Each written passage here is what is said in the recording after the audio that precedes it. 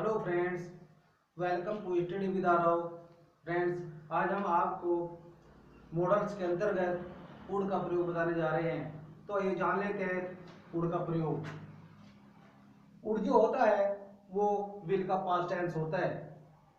Will का past tense would होता है और वुड का प्रयोग इच्छा, नम्र निवेदन यानी पोलाइट रिक्वेस्ट, दृढ़ संकल्प, डिटर्मिनेशन, इनकार यानी कि रिफ्यूजल, भूतकाल की आदत यानी कि पास्ट हैबिट, इनडायरेक्ट स्पीच में, कंडीशनल सेंटेंस में और पॉसिबिलिटी के लिए जिन वाक्यों के अंत में करेगा, होगा, जाएगा और साथ साथ होता, करता, जाता के अर्थ में प्रयोग किया जाता है।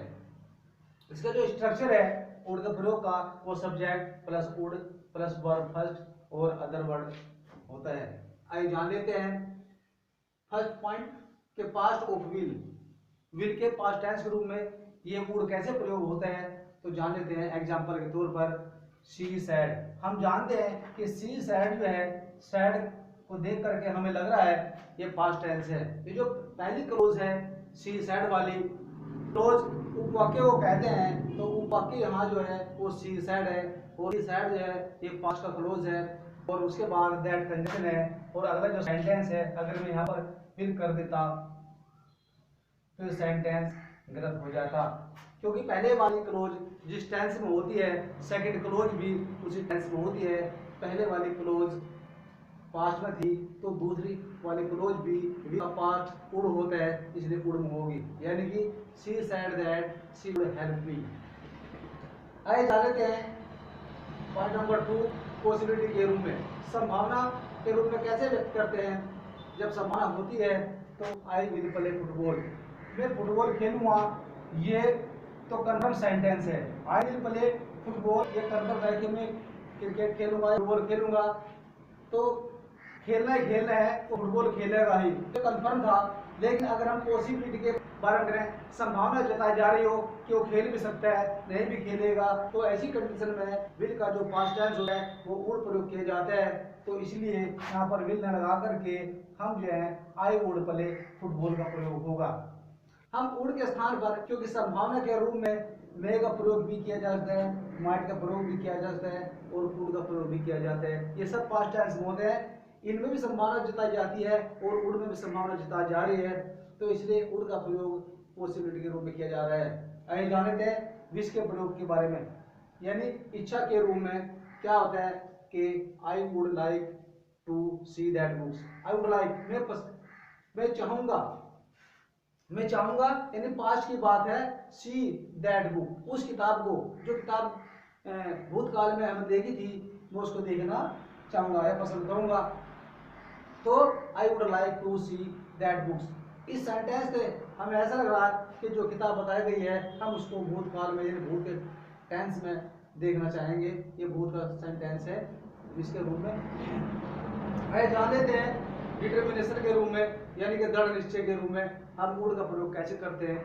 तो दृढ़ निश्चय के रूप में देखते हैं कि आई वुड नॉट लाई, मैं कभी झूठ नहीं बोलूंगा, मैं झूठ नहीं बोलूंगा या मैं झूठ नहीं बोलता, तो दृढ़ निश्चय है कि मैं झूठ नहीं बोलता, तो इसलिए यहाँ पर वुड का प्रयोग किया गया है, यहाँ पर दृढ़ निश्चय शो किया गया है।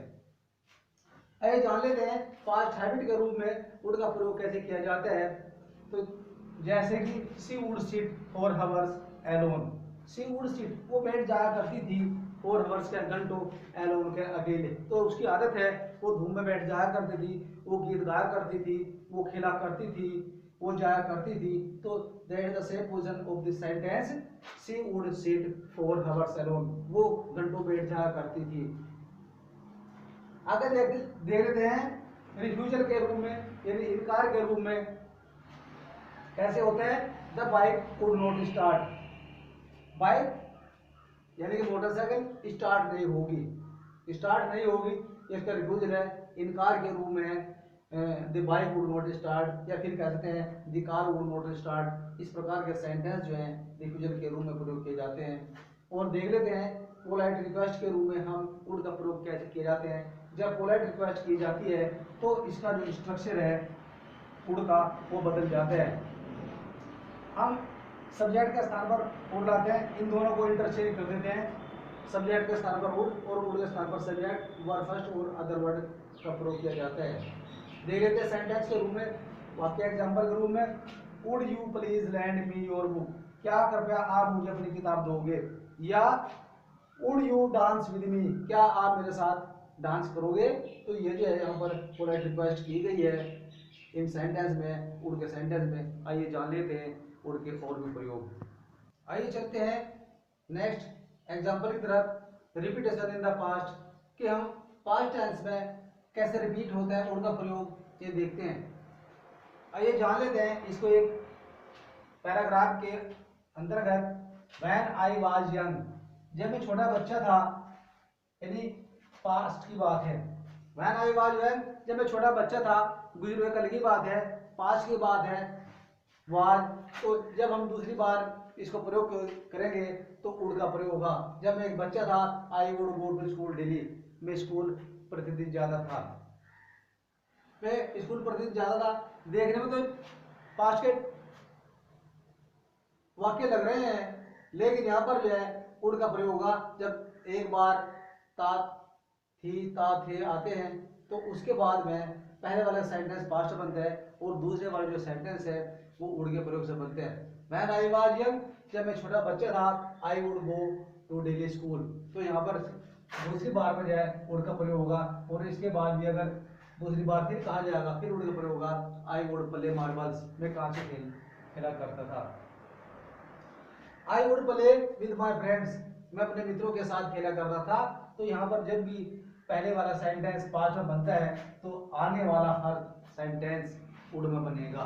तो ये पास्ट के रिपीटेशन की बात हुई। अब जान लेते हैं यूज्ड टू के प्रयोग के रूप में। हैबिचुअल पास्ट टेंस होता है एक, आइए जान लेते हैं इसको एक पैराग्राफ के द्वारा। I used to get up, मैं जागा करता था इन द मॉर्निंग के सुबह सवेरे। उसके बाद ये यूज्ड टू का प्रयोग हुआ, उसके बाद वुड का प्रयोग फिर शुरू होगा। I would go to the temple daily, और मैं प्रतिदिन मंदिर जाया करता था। एक पैराग्राफ के अकॉर्डिंग और जान लेते हैं हैबिचुअल सेंटेंस क्या होते हैं। मैं प्रतिदिन मंदिर जाती थी, फिर मैं पूजा करती थी, फिर इसके पश्चात मैं नाश्ता करती थी। तो आगे जान लेते हैं पहला जो सेंटेंस है था थी थे, देखने में तो ऐसा लग रहा है कि ये पास्ट इंडेफिनिट का है, लेकिन यहाँ पर जो है आदत प्रकट हो रही है, तो इसको हम यूज टू में प्रयोग करेंगे और इसके बाद आने वाला हर सेंटेंस वुड के प्रयोग के द्वारा बनेगा। जाइए जान लेते हैं। I use to go to temple every day, प्रतिदिन मैं मंदिर जाया करती थी या जाती थी। फिर क्या देन लगी, फिर मैं पूजा करती थी, देन आई वर्शिप, तब मैं पूजा करती थी। और फिर इसके पश्चात अगर बार बार कोई शब्द रिपीट हो रहा है फिर, तो उसको जो कन्वर्ट करते हैं फिर या इसके पश्चात अंग्रेजी आफ्टर दैट लगाएंगे। After that I took my breakfast, और इसके पश्चात मैं अपना नाश्ता लेती थी या नाश्ता करती थी। आइए जान लेते हैं नेक्स्ट पॉइंट, कंडीशनल सेंटेंस क्या होते हैं। ये काल्पनिक घटना होती है और ऐसे सेंटेंस में जो है वो चाहे सब्जेक्ट सिंगुलर हो चाहे प्लूरल हो, उसमें जो है वर्ग का ही प्रयोग किया जाता है, क्योंकि पास्ट की घटनाएं होती हैं, काल्पनिक घटना होती है। जान लेते हैं उदाहरण के द्वारा। यदि मैं एक चिड़िया होती तो मैं आकाश में उड़ती। यहाँ पर देखने में जो है दोनों जो है प्रेजेंट इंडेफिनिट के सेंटेंस दिखाई दे रहे हैं, लेकिन यहाँ पर ये सेंटेंस कंडीशनल है। और यदि इफ आई के साथ, क्योंकि पास्ट का टेंस है, यदि मैं एक चिड़िया होती, गुजरे कल की बात है, पास्ट टेंस की बात है, आई के साथ वाज आना था, लेकिन क्योंकि काल्पनिक घटना है, यदि मैं एक चिड़िया होती, तो यहाँ पर जो है वर्ब जो है प्लूरल वाली ही प्रयोग होती है। चाहे सब्जेक्ट सिंगुलर हो चाहे प्लूरल हो, वर्ब हमेशा जो है कंडीशनल सेंटेंस में प्लूरल वाले ही प्रयोग हुई। यदि की वर आएगा, if I were A bird, यदि मैं एक चिड़िया होती तो के अंग्रेजी कुछ नहीं लगेगी, यहाँ पर कामा लगेगा। तो I would fly in the sky, तो मैं आकाश में उड़ती। जान लेते हैं नेक्स्ट एग्जांपल। अगर मैं भारत का प्रधानमंत्री होता तो देश सेवा करता, तो ये भी सेंटेंस इफ से बनेगा। अगर की अंग्रेजी भी इफ आती है, if I were the PM of India, यदि मैं भारत का प्रधानमंत्री होता तो की अंग्रेजी फिर नहीं लगेगी, कॉमा लगेगा। I would serve the country, तो मैं देश सेवा करता। आइए जान लेते हैं काश वाले सेंटेंस। काश वाले सेंटेंस कैसे होते हैं? काश मैं एक इंजीनियर होता। काश वाले जो सेंटेंस है वो विश से या वुड दैट से बनते हैं। कैसे बनते हैं? काश मैं एक इंजीनियर होता, आई विश, इसका जो स्ट्रक्चर है वो I wish would that plus subject plus verb plus कोई नाउन या कोई अदर वर्ड आता है। आइए जानते लेते हैं इसकी अंग्रेजी। काश की अंग्रेजी आई विश, मैं एक इंजीनियर होता, आई वर, फिर वर आएगा आई वर एन इंजीनियर, एक अंग्रेजी एन आएगी क्योंकि वो भी है एन इंजीनियर, या फिर हम इसको वुड के प्रयोग द्वारा बना सकते हैं would that I were an engineer, would that I engineer, काश मैं एक इंजीनियर होता। तो गाइस आई होप वीडियो आपको पसंद आई होगी। वीडियो पसंद आई होगी तो वीडियो को लाइक कीजिएगा, हमारे चैनल स्टडी विद आरव को सब्सक्राइब कीजिएगा और हाँ साथ साथ चैनल को हमारे सब्सक्राइब करते हुए कमेंट्स अवश्य कीजिएगा। मिलते हैं नेक्स्ट वीडियो में।